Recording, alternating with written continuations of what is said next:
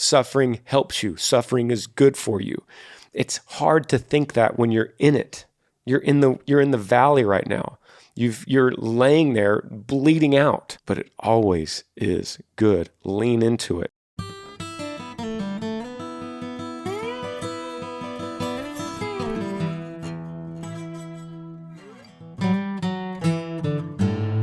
Welcome to the podcast. One of my favorite buddies, Bernie, back. How many of these episodes have you done? I've lost count. A lot. We'd have to count. Probably 15, 20. Yeah. Maybe more. Yeah. It's been a lot of fun. Thanks for having me back. Hopefully they've gotten better as we've gone along. Yeah, people love you. People love you. We get on here. We answer people's questions. If you have a question, email grangersmithpodcast@gmail.com. And if you want anyone answering your personal life question, it would be Bernie Calgoat. You know how to answer them because you helped me with all mine. Yeah, I know how to answer, or I'm willing to answer them. Now, whether the advice is something that's beneficial, that's up to you guys. But I was actually thinking of something as I was driving out here today, that we always talk about this being, three folks around a campfire, right? That's the third person. But what I realized, or what I was thinking, is that typically when somebody is sitting with you at the campfire, you know that person. Yeah. And therefore, the way that you answer that question might be different based on what you know about them. And specifically their emotional, spiritual security and maturity. And so I guess what I was getting at is like, I hope that if you're out there and you're hearing some of these answers, we're speaking to you as if you're at this campfire with us and you are, mature in your spirituality, in your emotional, state or whatever, so that if you hear things that we're saying and you take it a little bit defensively, it's almost like, well, you may need to kind of stop and think about and have some awareness of like, why they're just talking to me like they would somebody that can handle hearing just real truth and real advice. Yeah, and it's just perspective. It's not criticism, it's perspective. Right, perspective. And like Bernie said, we're not always right, and we definitely don't claim to be, and that's not what this isn't the podcast of truth, or this isn't the final answer. This is a conversation that hopefully, we're coming from the right heart, and hopefully this is a conversation that will help you open up to find your own truth. Yep, absolutely. I have had people email back to this podcast and say things like, hey, I got one yesterday. It said, hey, you answered my question. Thank you for the tough love. It's exactly what I needed to hear. That's awesome. And that reassures me, like, okay, good. Because sometimes I think, I hope I'm not coming across as mean or degrading in any way. That's not our intent. Yeah, and that's what I'm saying is like, if you were sitting at a campfire, that person would know you, we would know them, and it's like, it wouldn't be received that way. And so that's the way we're coming at it, and just the hope that the posture of the listener is like, hey, just chill out, guys. It's all good. Yeah. And Bernie would probably say the same thing as me, but I'm definitely going to say, I don't have life figured out. I'm constantly learning. I'm constantly trying to readjust to new situations. And so don't ever think that we're coming across as, listen, I got this figured out. Or, I've been in your shoes, because I haven't been in your shoes. That's right. So, yeah. Let's start with the first question. And everything on this podcast will be off the cuff, random questions. We don't have notes sitting in front of us, except for this first one. I picked it because it's easier. Okay, good. It's lighter hearted. So I picked the first one. After this, everything else is who knows what's coming. First question is, subject line is sweet, simple, and straight to the point. Hey, Granger and friend, I hope you're having a blessed day so far. My question is, what is your favorite hobby or activity to do with your spouse or significant other? My husband and I love your faith podcast and, of course, your music. Thank you for all you do. Best, Haley Whaley from Illinois. Parentheses, no, I'm not a Dr. Seuss character. Haley. Haley Whaley. Haley Whaley. Shout out to Illinois. From Whoville. Yeah. And it's a good question. I'm going to put this phone on airplane mode because I could hear it through the mic. That's a good question that I think about a lot because sometimes I could be guilty of not having very many hobbies. What about you? Oh, you got too many. You got too many hobbies. My wife's like, no more. So the question specifically is, what is your favorite hobby with your spouse? Because I have a lot of hobbies separate from Amber. Sure. She has hobbies separate from me. For instance, I love snow skiing. Mm-hmm. I always have. I'll take a mountain any chance I can get and bring some skis. They could be old or new. I don't care. Amber does not like snow skiing. She skis occasionally just because she loves me, but she does not enjoy it 1 minute. She is terrified about it. Mm-hmm. So that's an example of a hobby I love, but we don't do it together. Yeah, mine without Leslie would be like downhill mountain biking or mountain biking of any time. It's intense. I mean, you are just like holding on, and she doesn't really do that. She's like, nope, no thanks. I was going to say, Leslie does that? Okay, yeah, good. This is like you were saying with snow skiing, but one that we would do together consistently. It's funny because I think it's changed. I don't know about you and Amber. Like it kind of changes over the years. When Leslie and I first got married, she was horrible at tennis, and I grew up playing tennis and played, competitively. And so I've played a lot of tennis in my life. I learned really quickly, hey, this may not be something we do together. Yeah. Because she would get frustrated every time we went and played. But recently, she's like been into some lessons and like really liking it. So I think that's something, if we're going to do like a active kind of hobby date night thing, it's like, yeah, let's just get a babysitter and go play some tennis. Yeah, that's awesome. Amber, it's kind of the opposite for us. Amber's really good at tennis, and she did it in high school, and I didn't. Maybe I should learn. Maybe I should get lessons from you and learn. So what about like racquetball? Does that ever come into play? No. No. Some folks have started asking us to play pickleball. Have you played that? Yeah. It's actually really fun. Yeah, it is fun. But no, racquetball, I don't know the rules. I just never did it. I think unanimously what I could say is if you said, what do you and Amber want to do? Like if you could do anything, what do you want to do? It might sound stupid, but go out to eat, one-on-one, no kids. Yeah. Maybe go catch a movie. That would be something we'd both be on board right now. Yeah. Is no kids a hobby? Because I think so. I think we would do anything no kid, just the two of us, like you're saying. Yeah. Both of us, both me and you have busy schedules. You have multiple jobs. You and Leslie works some of those with you, or all of them with you at some capacity. Plus we have kids, plus the kids' activities, and it doesn't leave very much room for what's you and your wife's hobby separate. So maybe we'll figure that out more. But right now, we enjoy a lot of things. We tour. She loves to go on tour with me. But if you're going to say right now, it would be time away from kids. That's my favorite hobby. It's a season of life, It's a season of life. Okay, we're out into the weeds now. I have no idea what's about to come up. You want me to read a couple, or you want me to just let me hit the top one? Okay. And then I'll read a couple of these titles to you. Okay. This one is called Relationship Advice. Hey, Granger, my ex-boyfriend and I had an amazing relationship. It lasted about 7 years, 16 to 23 years old. Throughout the years, we had our ups and downs, but it was a relationship that I personally found, quote, perfect.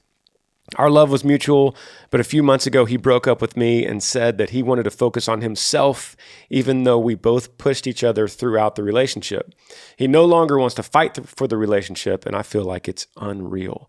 The saddest part is we had plans of finally getting married after I finished school, and I only had 1 year left. I feel completely devastated and heartbroken. I don't know how to take this situation because it's something I never expected to happen, because the day before he broke up with me, he made me feel like the luckiest girl on earth. I don't have a name, and I don't have a place.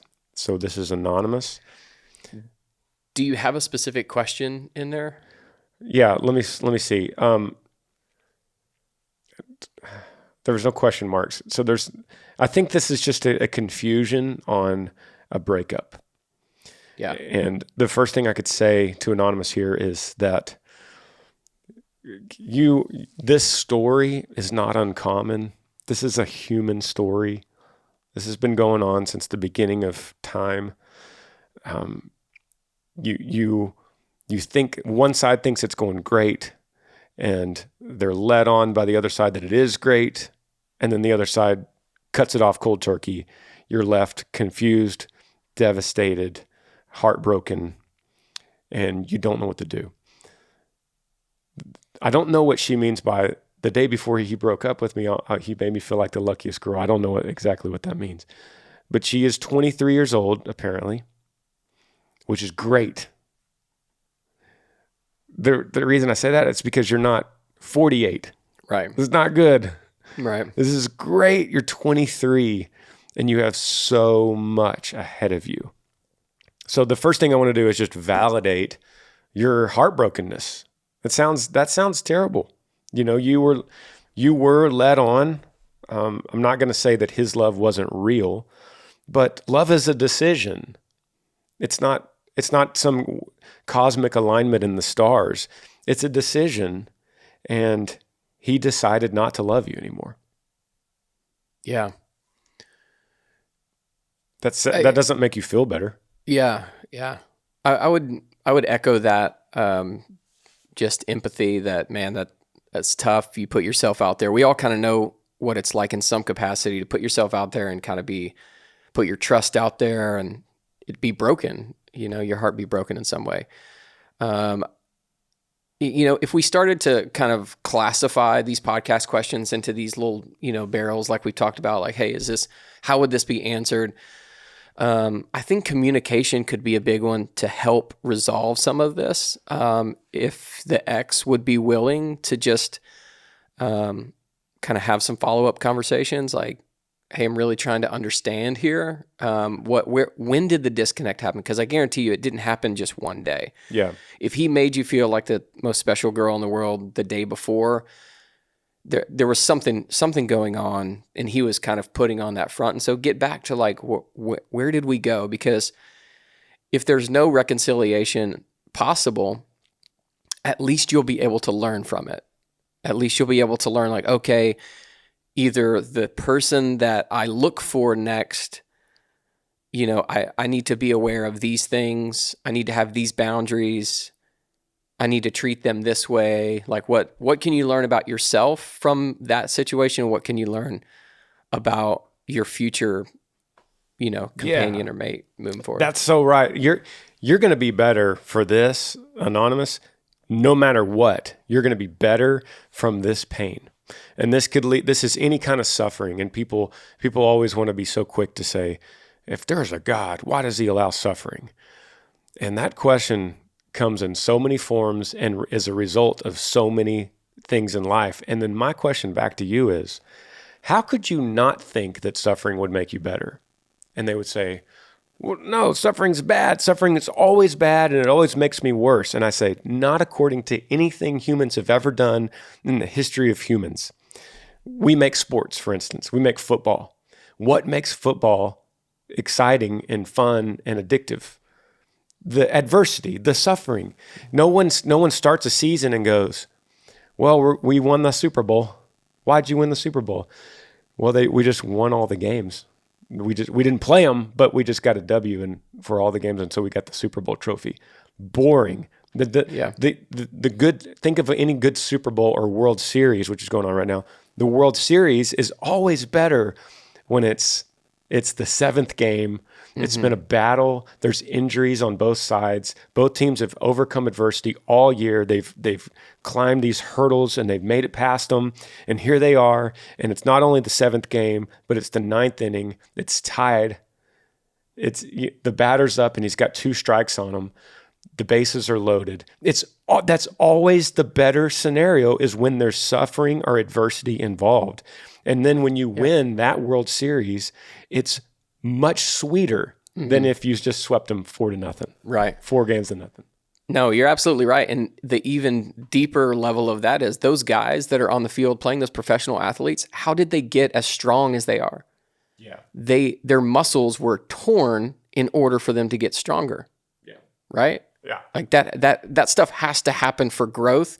And if you view it that way and you keep your mindset on that, Anonymous, I think you're going to be better for it moving forward. I think you could get some clarity from the dude if he'd be willing to, but if not, just focus forward, you know? Yeah. Have you ever cried in a movie or watching a movie? Have you ever cried at the end? Well, if the answer is yes, Anonymous, the reason you cried is because you saw the character go through pain and turmoil and win in the end. They overcame it and they won. Every single movie that's good always has a bad guy or a bad situation, always. Mm-hmm. And then when they defeat it or overcome it or climb that mountain, you cry because you love this story and you know what it takes. Suffering helps you. Suffering is good for you. It's hard to think that when you're in it. You're in the valley right now. You're laying there bleeding out. You're on the beach of Normandy and you're bleeding out right now, and you think, how could this be good? But it always is good. Lean into it. You're going to be better. You're going to learn more. You're going to be better because of this person. Yeah, and one last thing to book in that, like, try. I mean, this is just advice. You know, take it or leave it. Don't date the next person for 7 years. Like, go into it with intention that, hey, I am dating someone to try my best and discern if they are the one for me for the rest of my life. And the minute that you get there, communicate that to them. Put yourself out there. Continue to trust. Don't let this be something that scars you from trusting people in the future. Find that person, and I bet if they are, they're going to trust you back. And don't just kind of let it linger without that that commitment for 7 years. That's a long time. So good. One more thing. Don't go back to this guy, and you guys will probably have another fling. Don't resist that. Resist that fling, and don't go back. Don't start texting him 2 weeks from now and just say, I still don't understand. Can you just tell me what happened? Can you just please explain? Just don't. Yeah. Don't. Block him in your phone if you have to, but it's not good. He made a decision to leave you, so let it go. It's nothing is good by trying to get one more explanation out of him or trying to figure out, or when he calls and says, could I take you to dinner? You need to think hard about that. Mm-hmm. Because this dude left you. Yep. When you're most vulnerable. Yep. Yeah. Let's do another question here. I saw this came in on Wednesday, and it's very, very short, and there's not a question, but I thought it was interesting, so I pulled it in here. It says, hey, Granger, my name is Ida. I'm from Arizona. I love your family and your faith and your music and everything it stands for. That's the end of the email, but the subject line says, concerned about my future. What do you think? What do you think this is about? You think they hit send too early? And then they were like, dang it, I can't email again. Well, I'm concerned about my future.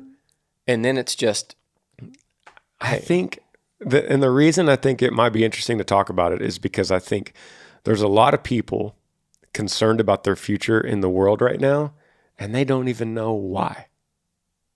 Yeah. They can't even explain why or how they feel like this.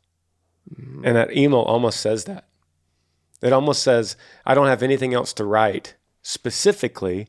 I'm just worried because let's fill in the blanks, because the media makes me nervous, because Instagram makes me nervous. I see things on Facebook every day and I'm concerned. Maybe you have kids, maybe you don't, but everyone's talking about how public schools are going down the gutter. Well, maybe you have a parent that's sick right now and you're concerned, but this is the world we live in, concerned about the future. Worries, all kinds of worries, all over, man. And it's not new. I mean, right? No.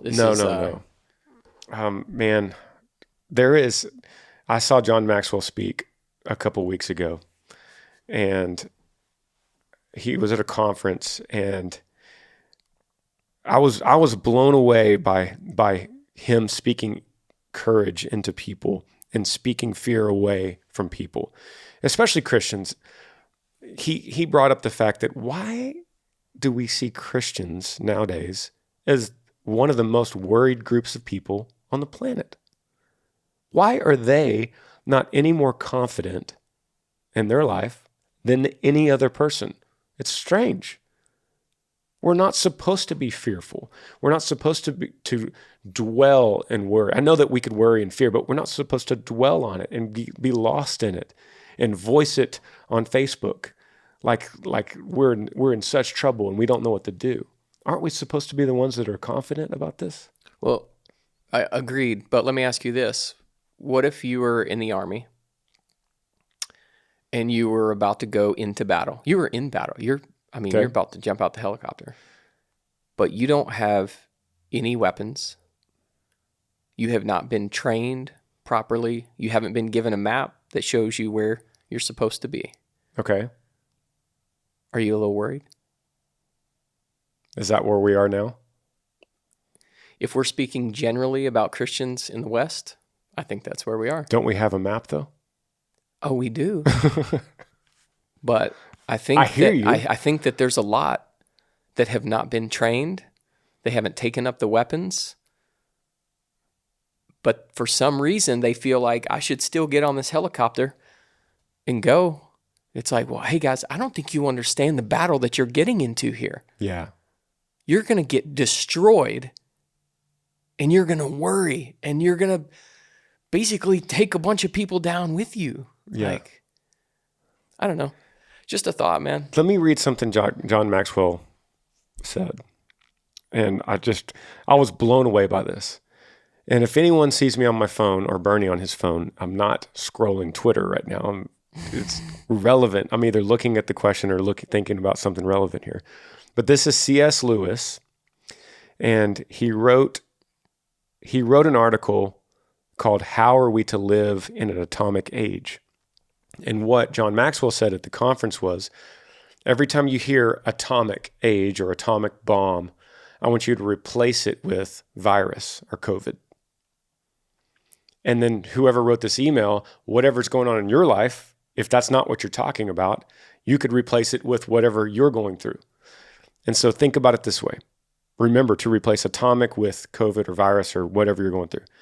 How are we to live in an atomic age?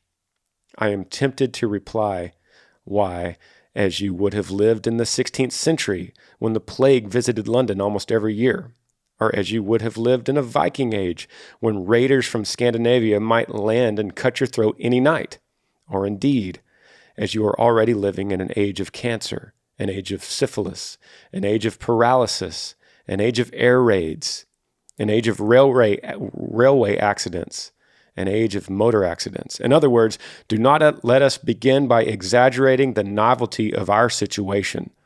Believe me, dear sir or madam, you and all you who you love are already sentenced to death before the atomic bomb was invented, or before COVID was invented. And quite a high percentage of us were going to die in unpleasant ways. We had indeed one very great advantage over our ancestors, but we have everything still that we need. It is perfectly ridiculous to go about whimpering and drawing long faces because the scientists have added one more chance of painful and premature death to a world which already bristled with such chances, and in which death itself was not a chance at all, but a certainty. He goes on to say, and I could read this, but he goes on to say, so what are we to do? If we're all going to be destroyed by an atomic bomb, let the bomb come find us doing sensible and human things like praying, working, teaching, reading, listening to music, bathing the children, playing tennis, literally says that, chatting to our friends over a pint and a game of darts, not huddled together like frightened sheep and thinking about bombs. They may break our bodies. A microbe can do that, but they need not dominate our minds. 1948. Oh, that's so good. So to piggyback on what he's saying, Philippians. So what was this girl's name? Do we have her name? Mm-mm. No, nothing. Okay. So if you wrote that or even if you didn't, go read Philippians 4:4-9. So it starts with rejoice, and again I say rejoice, but then it goes into, and this is written by Paul, he's imprisoned, and this dude is in, I promise you, a worse situation than you're in. I can't say that for sure, but the odds are he was in a much worse position. If you are in a worse position, then that means you've received the 40 lashings countless times. You've been beaten, stoned, broken, imprisoned countless times, starved, almost drowned, shipwrecked. Yeah. So if that's happened to you, sorry about that. You probably don't have a way to send an email to Granger, but the point is that even in that, he's speaking to these people saying, hey, don't be anxious. Instead, pray with thanksgiving, right? And this peace that surpasses understanding will cover your heart and your mind. And then he goes on to say, finally, these things, think on these things, what's true, what's pure, what's lovely, what has excellence. He lists all these things. Think about these things. So what C.S. Lewis was saying, hey, they can take all this stuff, but they can't take our minds. We think on these things, and then we practice. The last part of that is he says, what you've seen and heard from me, practice this, and the God of peace will be with you. I think that between that and Philippians, I think that's maybe the answer to this question. Yeah, and C.S. Lewis got his inspiration from Philippians. Yeah. So Paul was first. I love how he says, in other words, do not let us begin by exaggerating the novelty of our situation. How crazy do we do that? Yeah. Oh, this has never been this bad. We've never been this divided. We've never been this sick. Yeah. We've never had leadership this bad. We never had an election this good or this bad. Why do you think we do that? We love to exaggerate the novelty of our situation, and not just now, but every situation. We want to exaggerate the novelty of it to make it. Is it about us? We make it seem like bigger deal than it is. It's our arrogance as humans that we've always thought that. And C.S. Lewis goes on to say, "Believe me, sir or madam, you and all whom you love were already sentenced to death before the atomic bomb was invented." Yeah. Yeah. So I think you don't have to be a Christian to believe that. Yeah. Humans have 100% death rate. That's true. Let's take a break. Yeah. Come right back. All right.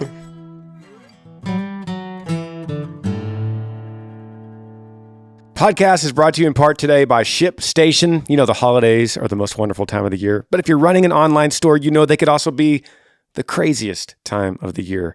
You got inventory to manage, orders to fill, a growing list of stressed out customers, checking in twice a day, wondering whether those last minute gifts are going to arrive in time. Well, with ShipStation, the hassle of shipping out holiday orders just melts away, leaving you with happier customers and more freedom to run your business or enjoy some much needed off time. We've used ShipStation for a long time at Yigi Apparel, back when we were just a brand new company. We didn't know much. All we wanted to do was get our product out, and we didn't want to have to get a degree in learning how to discern which shipping carriers we're going to use and how to get them out and how to pay for it.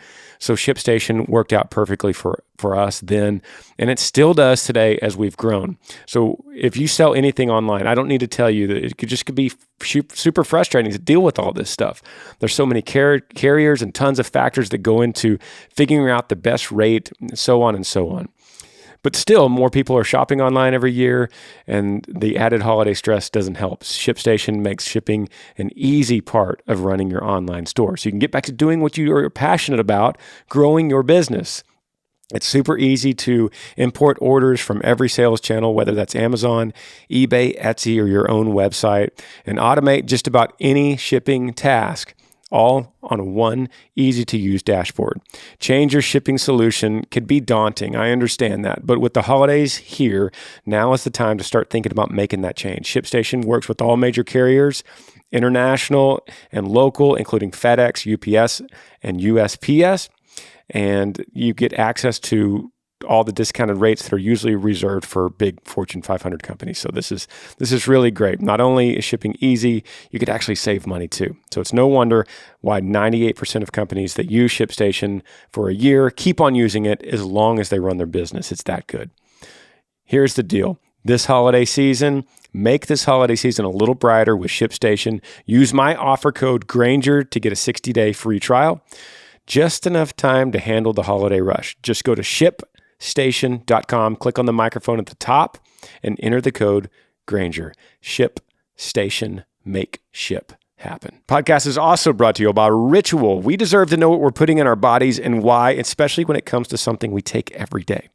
Ritual's clean, vegan-friendly multivitamin is formulated with high-quality nutrients and bioavailable, and probably biodegradable should be too, bioavailable forms that your body could actually use.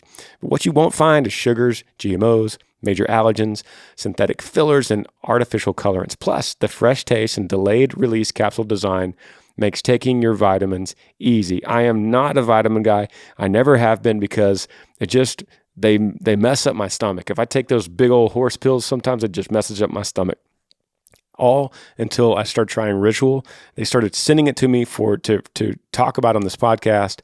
And there's something about just the purity of what they put in this. It just is so easy on my stomach, so easy on my digestive system that I don't even know that I can't even feel any different when I take it, but I start feeling differently during the day when I feel the results of what these vitamins are giving me. So Ritual, it contains key nutrients in forms that your body could actually use to help fill the gaps in your diet. And you could tell, no shady extras. Ritual's delayed release capsule design offers high quality nutrients, including vitamin D3 and just 2 daily pills. You always know exactly what you're getting because they have a Ritual one-of-a-kind visible supply chain, so you know exactly what you're putting in your body. It's available for men, women, teens. Ritual multivitamins are scientifically developed to help support all different life stages. So get key nutrients without the BS. Ritual is offering my listeners 10% off your first 3 months. Visit ritual.com/Granger to start your ritual today. And lastly, podcast brought to you by Storyworth. This holiday season, I want to give a gift to my loved ones that makes them feel special and unique, just like the relationship that we share. That's why I'm giving everyone I care about Storyworth. Storyworth is an online service that helps you and your loved ones preserve precious memories and stories for years to come. It is thoughtful and a meaningful gift that connects you and those who matter the most. Every week, Storyworth emails your relative or family a thought-provoking question of your choice from the vast pool of possible options. Each unique prompt asks questions you never thought to ask, like, what's the bravest thing you've ever done in your life? Or if you could see into the future, what would you want to find out?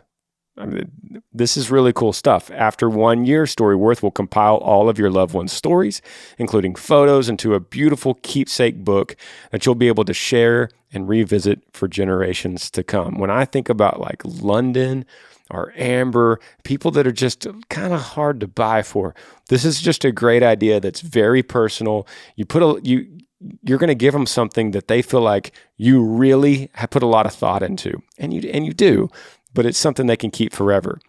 Reading the weekly stories helps connect you with loved ones, no matter how near or how far apart you are.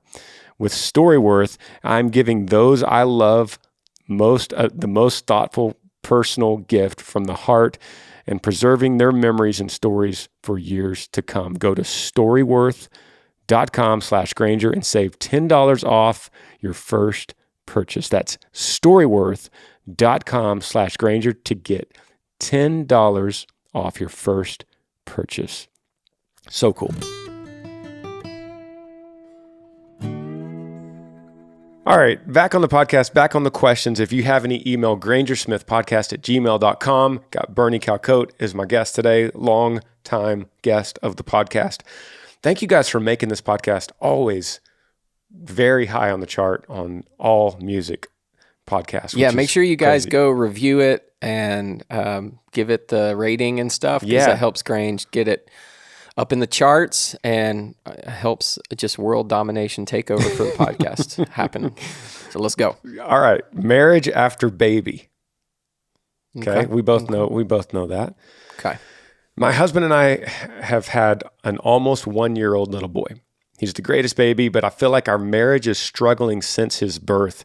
A lot of times I feel like I'm carrying the workload with our son and the house on top of having a full-time job. My husband has a very demanding job also, and when he's home, he mostly wants to sit on the couch and watch TV.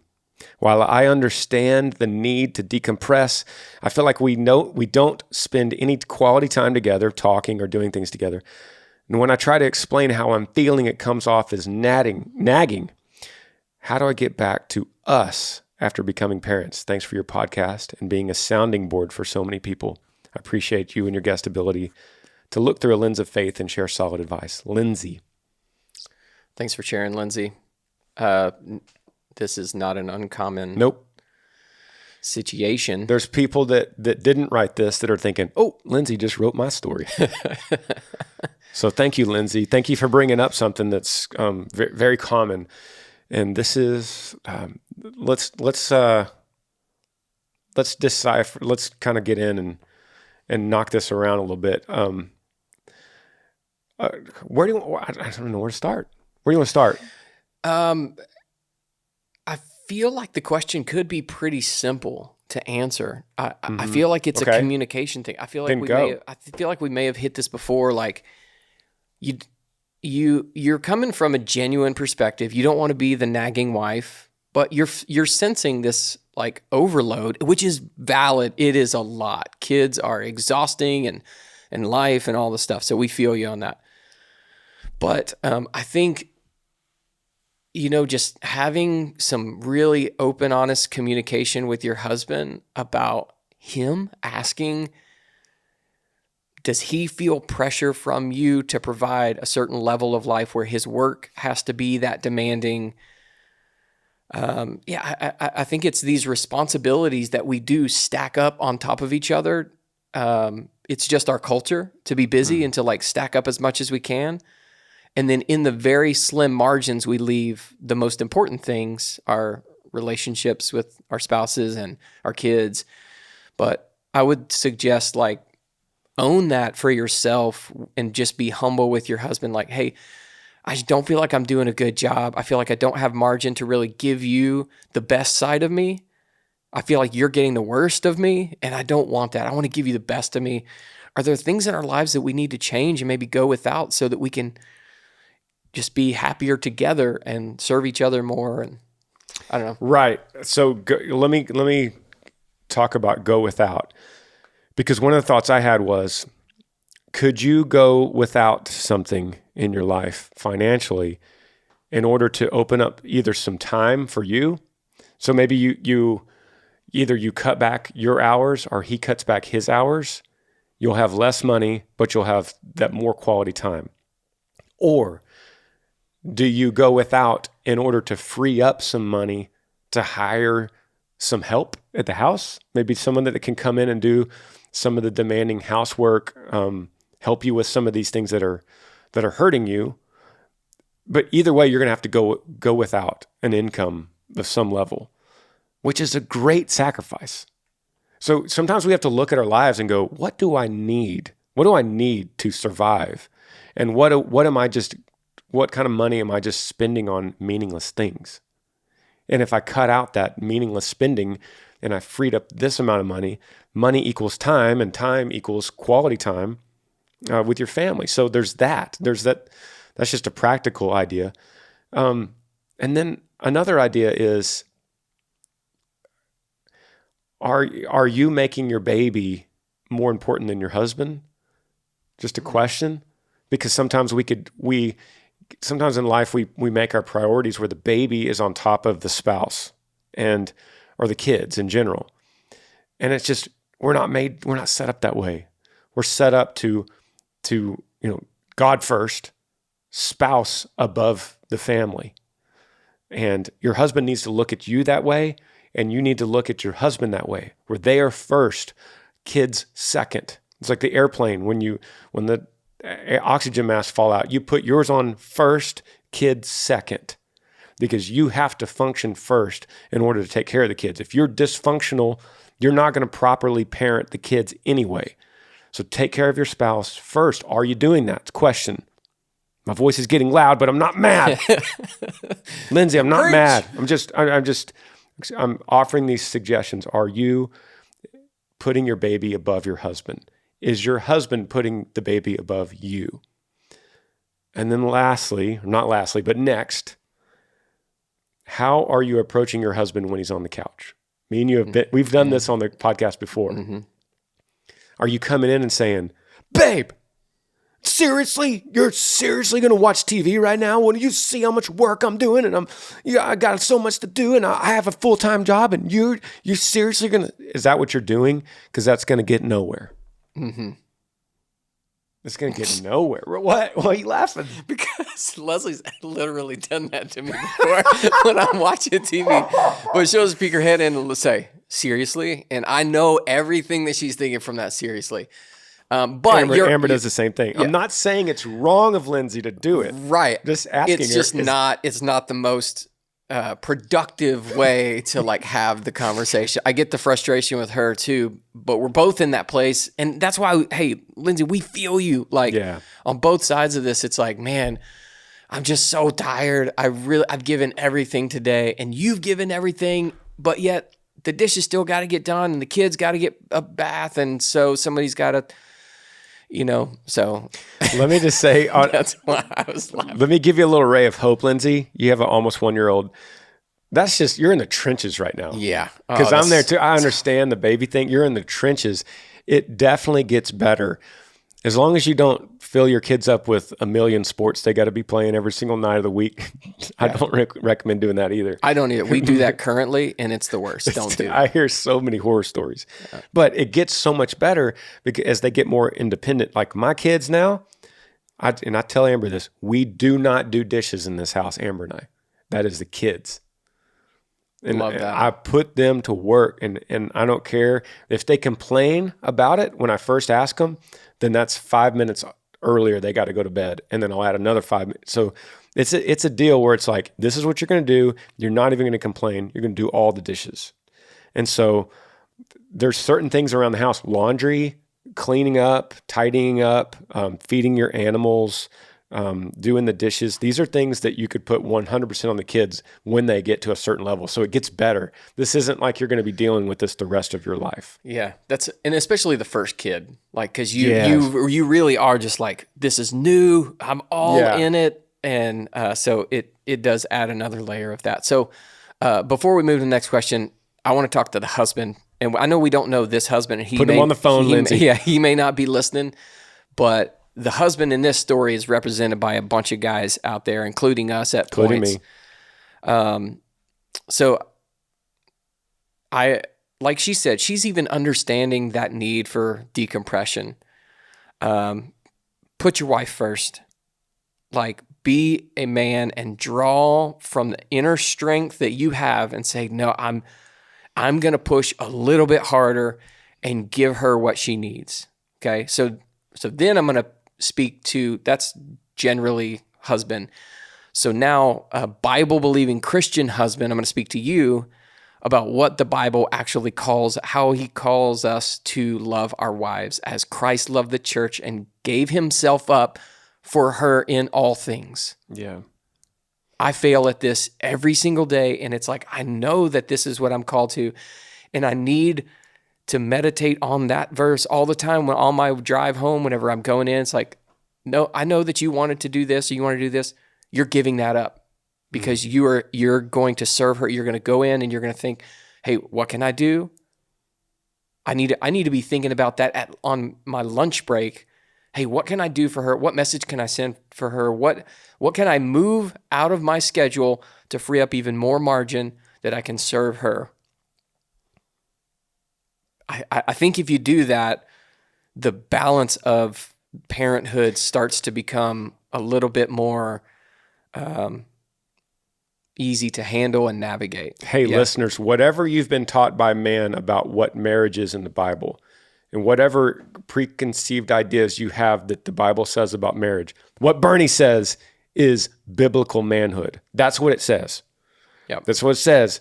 Bernie's read every word in that book, and there is nothing extra. That's what it says. And that's how biblical manhood is. You might have been taught that Christians have some weird hierarchy.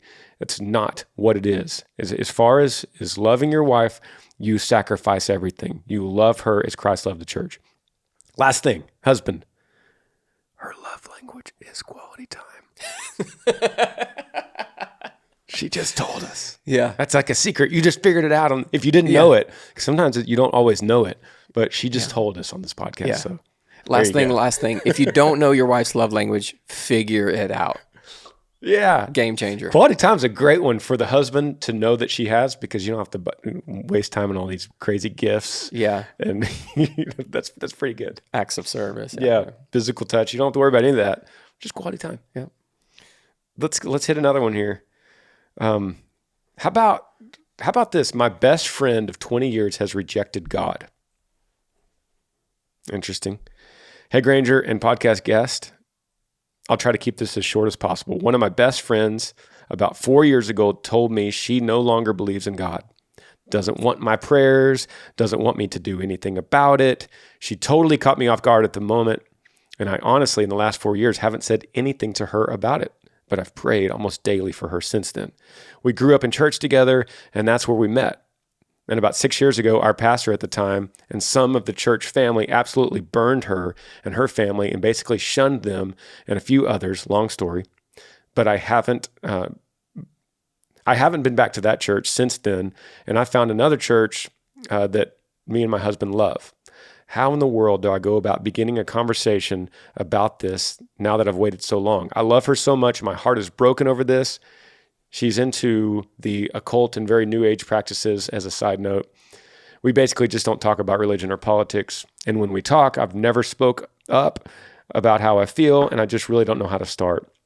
There are many other levels to this, but this is the basics. I would love to know your thoughts about this. Thank you for all your family does. You guys have changed my life and my faith journey. Keep doing what you're doing. And please do a show closer to Alabama. With love in Christ. Corey. Thank you, Corey. I had another great question that probably a lot of people could echo. I could echo that. Okay. I could echo that for sure. Yeah. No, I mean, I could echo her question. I could relate. I could relate. And I've talked to Bernie about this many times off podcast, where you said, we basically just don't talk about religion or politics, and I've never spoke up about it or how I feel. I just don't know how to start. Man, I feel that, because there's people in my life, and I've told Bernie this, I'll let a situation pass when I could have spoke up, and I didn't, and then I feel like a coward. Mm-hmm. I'm like, man, you had a chance right then to speak truth into them, and you didn't. And then I have to just recollect myself and try to do it again. But here's the one thing that we could both say, Corey, right off the bat, is that no matter what you say or what you do, you don't have that kind of power to bring her back to God. Only God can. And sometimes as humans, we feel like it's up to us. It's on our shoulders. Or even worse, it's on their shoulders. Like it's their decision, and if they don't make it, then they'll never know God, and that's up to them. God has a different idea about this stuff. Mm-hmm.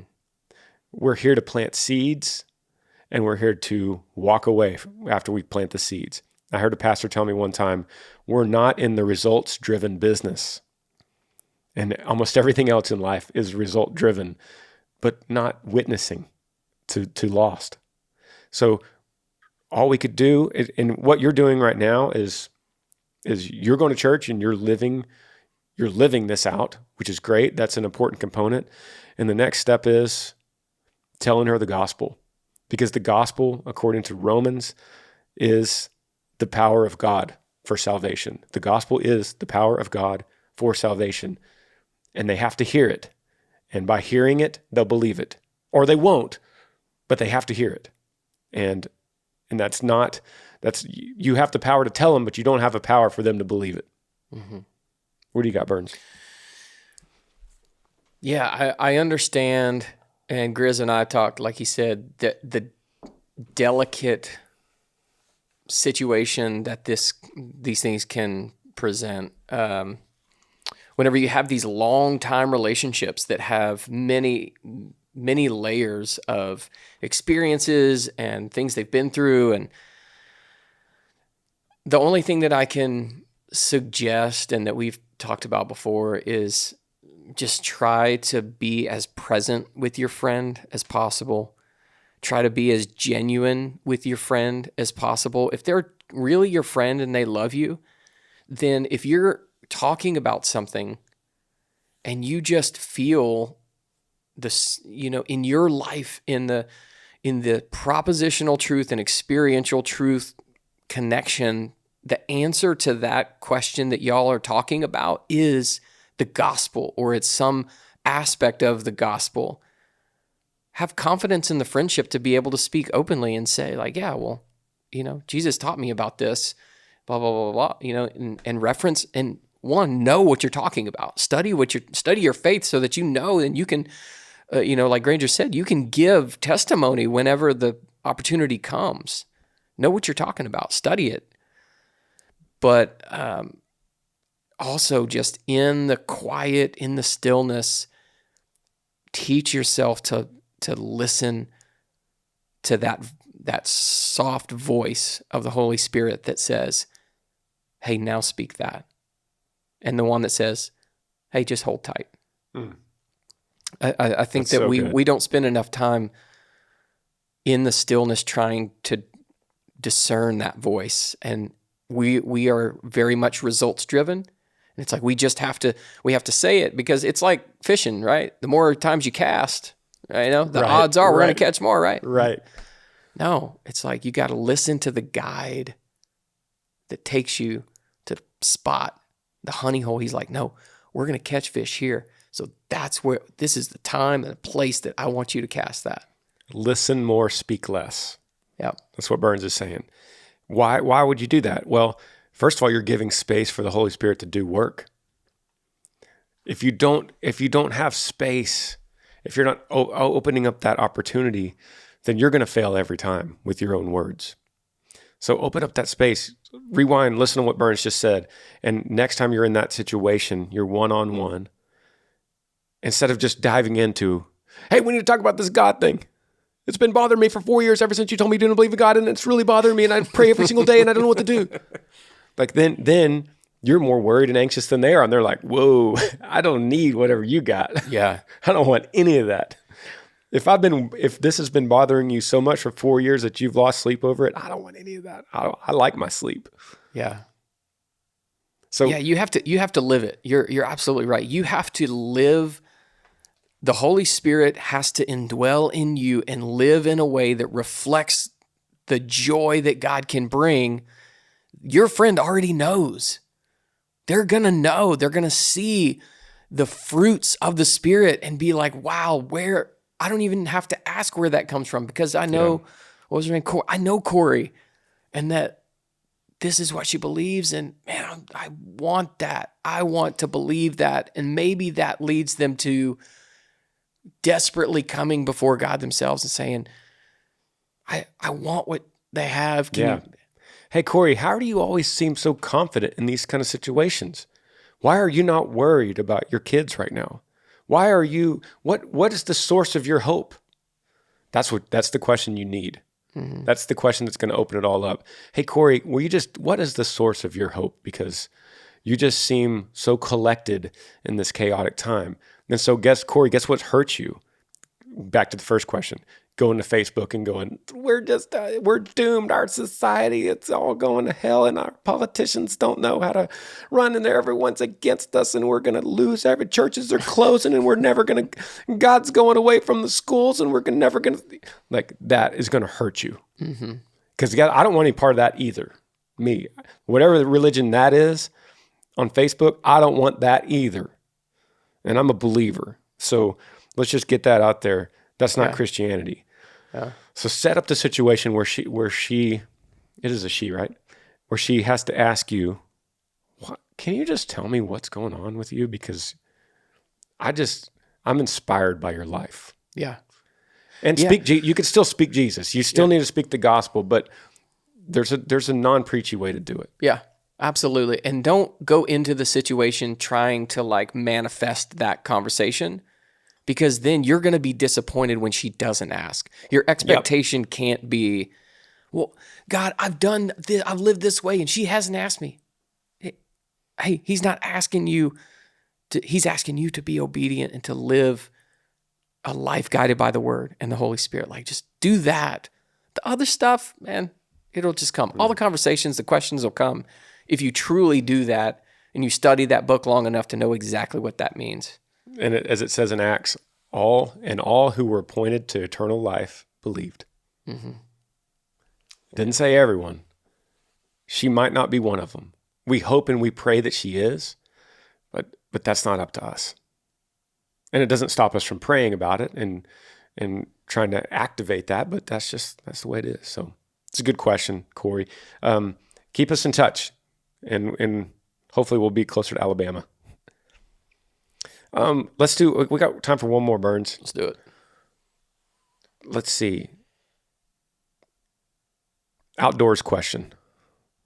Kind of feel relieved just seeing that. Hey, Granger, my name is Aaron from Kansas. I'm a huge outdoorsman. I love deer hunting and fishing. And if you're ever looking to do some hunting and fishing in Kansas, come on out. But I'm wanting to start recording myself and getting footage. Can you recommend a good camera or a recording device to start with? It might not break the bank. Love everything you do. Thanks for being so connected with your fans. And I would also love if I could just get a shout out. Shout out, Aaron. What's up, brother? Aaron from Kansas. Aaron from Kansas. Man, there's one answer to you. GoPro. For outdoor daytime footage, nighttime or dusk or early morning, it's tough and low light, but you're going to want to go GoPro. You got a GoPro, Burns? Mm-hmm. Yeah. You can't, you use it for a mountain biking. Yeah. Right? There's no better camera for mountain biking. Yeah. The stability on it, the color. The quality, those things are awesome. Yeah, Aaron, GoPro. With that one, I think we could do one more. We might do one more. Okay, this is a relatively short one. Dear Granger, I've been a fan of you for years, and you've helped me through a lot. Your positivity helps me wake up. Your videos make me laugh, and your music from Granger Smith and Earl Dibbles Jr. makes me smile. Thank you. My question is, how do you keep so positive through tough times? I call Bernie. I call Bernie during tough times. He helps me stay positive. Gratitude. He's asking about gratitude. Mm-hmm. How to cultivate gratitude is basically your question, James. And it's work. You have to put in work. I don't think gratitude is naturally grown in you. You cultivate it and you harvest it like a seed. Where are you from? He doesn't say where he's from. I was going to think if he's from the Midwest, we'd talk about farming. But you have to cultivate it. One way, I know Bernie and I have talked about this, is a gratitude journal. It helps tremendously. And sometimes when things are really rough in your life, sometimes you have to aim super low to find gratitude. And that's okay, because you could find it in all situations, even if you're aiming low. For instance, you could be going through, you got kicked out of your house. You didn't get to pay your electric bill, and you get kicked out of your house. And you could think, man, this is terrible. And then you go out and you start your truck and you drive to find a new place. And right then you can go, thank God for this truck. It's always been here with me. This is a good truck. And I'm using that as an example of being able to aim low and take something that you might not think every day, but you have a car that drives and it starts. There, you have sunshine shining on your shoulders. It's not too cold and it's not too hot. That's something to be grateful for. Maybe it's not raining today. Grateful. Maybe it is raining and you've been in a drought in California and it rains. Grateful. So you could find gratefulness through any situation, and it helps to write it down. For me, it's the morning. You're a morning guy too. I keep a journal, and then part of the journal is I'm just going to write down 3 or 4 things that I'm grateful for today. A hot cup of coffee. That's something. Mm-hmm. And practicing that, finding the little things and being grateful for them really helps cultivate that, and ultimately leads to your question of being positive in a tough time. I would say too, and I know you're great at this stuff, surround yourself with positive people, right? Mm-hmm. Negative people will make a negative situation worse. And you're like a chameleon. You just become negative around negative people. So pay attention to who you're surrounding yourself with. Hang around positive people, and you're going to start thinking a lot more positive. It's crazy. Yeah. I got some thoughts, but first, what was your in your gratitude journal this morning? What were you grateful for? Hot cup of coffee. Yeah. And the fact that you get to hang out with Bern today. Yeah, in fact, you're going to hang out with Bern. Lincoln got up early, and he's done this the last 2 mornings. It frustrates me because I like to get up before everyone, so I could like have my quiet time, read the Bible. And then Lincoln gets up at like 5:15. And I'm like, bro, you have an hour and 30 minutes to sleep. Yeah. Why are you up? This is my hobby time. Yeah. Like, get out of here. But then he just comes and cuddles up next to me in the chair. And I'm just like, oh, okay. I'll write him in my gratitude journal. Okay. That's awesome. So I think that there is a mindset. There's a mindset thing here. And like Granger said, I think a lot of this is work. There's 2 ways, just like, down to the science of psychology, that there's 2 ways that in most situations that arise that our brains go. They either go to curiosity or they go to defense, right? I'm trying to understand this situation, or I am afraid of this situation, and therefore I'm going to go defensive. I think that, so in any situation, how do you stay positive in a tough situation? Well, you have to, over time, create the mental habit of switching to curiosity in any situation you're in. Hey, what is truly happening here? Not what am I feeling and let my feelings kind of run into anxiety, but what is truly happening here? Why did that person say that? Let me ask them. Let me remain curious, suspend my judgment until I have all the details. So the gap in between is me trying to figure out, hey, that's great. Why did that happen? Oh, and then you start to realize that once you start to fill in the gaps with the truth, and not just you're going to go defensive and then you're going to start filling in those gaps. And typically when you're in defensive mode and you start filling in those gaps, they're kind of self-preservation. They're more judgmental, and they don't think the best of the other person. They think the worst. So if you're thinking the worst of the other person, that just affects your mental state. And if you do that continually, yeah, you're going to be in a place where something difficult happens and it is everybody else's fault, and you've already filled in the gaps of why it happened, and you've run into the anxiety cesspool. So you're saying more curiosity, less defensive. Less defensive, less judgment, more curiosity. And I think that curiosity will lead you, because that piggybacks on what you're saying. I think that there has to be this, confidence is rooted in gratitude, man. I recognize all the good things in my life. I realize what I deserved, and I realize what I got. Okay, at the very basic level. I'm confident in those things. I'm secure in those things. I'm secure enough in those things that I can open my mind to curiosity. Because if you're not secure in that, you have to put up walls of defense. You have to be defensive. There's no room for gratitude. There's no room for curiosity because you're kind of in that mode. So you have to find that. We believe that that's in the hope of Jesus. That, man, we know that we were dead in our trespasses. We know that, by through faith in grace alone, by grace through faith. That, man, we've been redeemed, and it's almost like everything else kind of becomes secondary to that. If we have that to kind of be a baseline, man, that's so good. But I think you have to one, take some time and just become self-aware of like, okay, whenever I'm in a situation, do I go to defense or do I go to curiosity and like trying to assume the best of the person until I know all the stuff? Or am I immediately like, oh, well, dude, they just screwed me over for no reason and they blah, blah. It's like, well, dude, easy.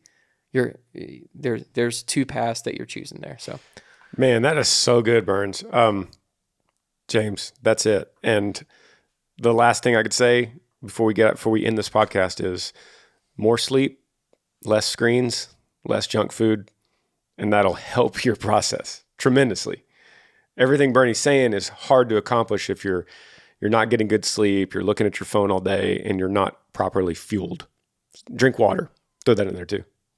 Yeah. You need to put those things on a shirt, man. Like, yeah. Granger just summed up every question in this podcast. How do you deal with all of these things? Start with that. Everything you just said. Sleep, no screens, water. Awesome, guys. We love you. Love you, Burns. Thank you so much, dude. Thank you guys for having me on. See you next time. Yee. Thanks for joining me on the Granger Smith Podcast. I appreciate all of you guys. You could help me out by rating this podcast on iTunes. If you're on YouTube, subscribe to this channel, hit that little like button and the notifications bell so that you never miss any time I upload a video. If you have a question for me that you would like me to answer, email grangersmithpodcast@gmail.com. Yee.